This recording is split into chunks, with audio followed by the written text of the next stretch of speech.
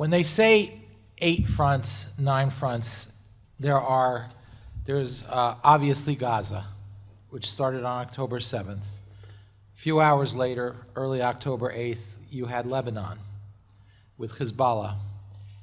You started having unrest fairly quickly after that in Judea and Samaria, the West Bank.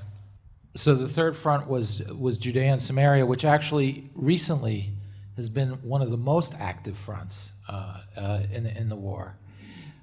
You had missiles shot across the border in Syria, which is the fourth front.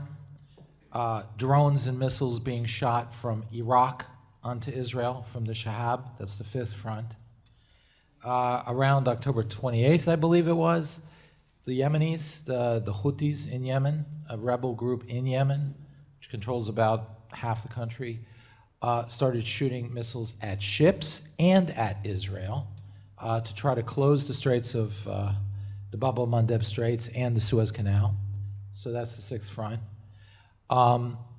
Then you had in April the first burp in this, but then the much more serious exchange on the, the seventh front, which is Iran itself, which is significant. It was the first direct Israeli-Iranian confrontation.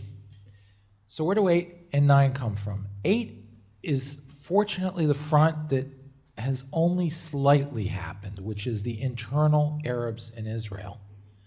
We had some scary moments a few months ago where there was almost a bomb wave of bomb attacks, and there's a series of smaller attacks, stabbings, and so forth. It's a bubbling thing.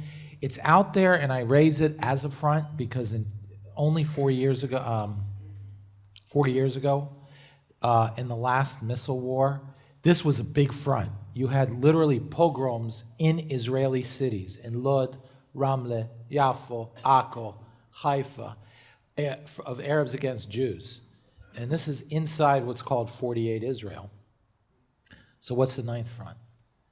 The ninth front is the front that hooks up with what we're dealing with globally, which is the internal fissure in Israeli society, which cannot be understood in isolation of Israel. There are uniquely Israeli attributes to this internal fissure, but it is a reflection of a much larger movement in the entire West, where you have essentially a progressive left challenging the very foundations of the democratic state and the authority, the democratically elected authority of a government when they don't agree that that's the one that was elected.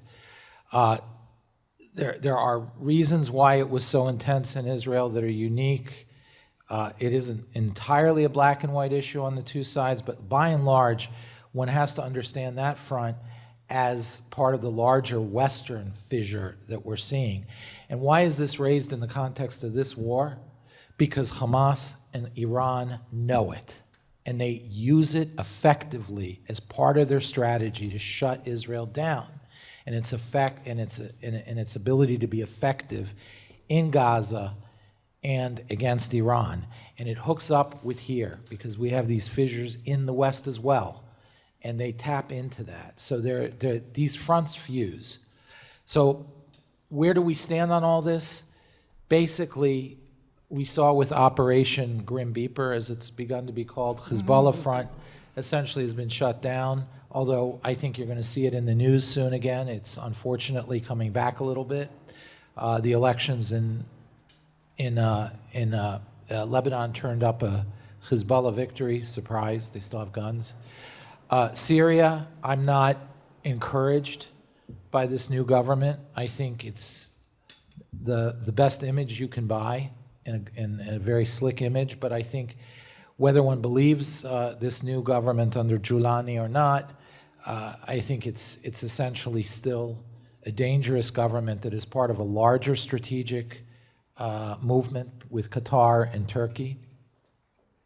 Iran obviously is very hot and heavy. Iraq may be shut down to some extent. Yemen is not shut down, obviously. Every night, my son is studying in Haifa. Every night he has to get up, or his friends have to get up in Tel Aviv. The missiles still are flying. As I said, Judea and Samaria is actually very active right now. Qalqilia, Tulkarem, heavy fighting going on as we speak. And Gaza, we're at the edge of really the moment of truth. I don't think Israel can sit on this much more than a few more days. The reserves are getting edgy. It's the last call-up that people seem to want to tolerate. Too many Israelis have been mobilized for hundreds of days at a time. They just need it wrapped up, and unfortunately, it's the balance between the lives of the hostages and winning the war. And the cost, it's the old, for those who study history, it's the Coventry decision. You know, how much do you take the individual lives of certain citizens and you put them up against the national interest? And the awful choice that is, and that's exactly what Hamas wanted. So we have, I think we're reaching a moment of truth in both Iran and in Gaza, and we can get into it as we go along about the United States, where it is and so forth, but I think we're talking days on Gaza and days and weeks with Iran. Thank you.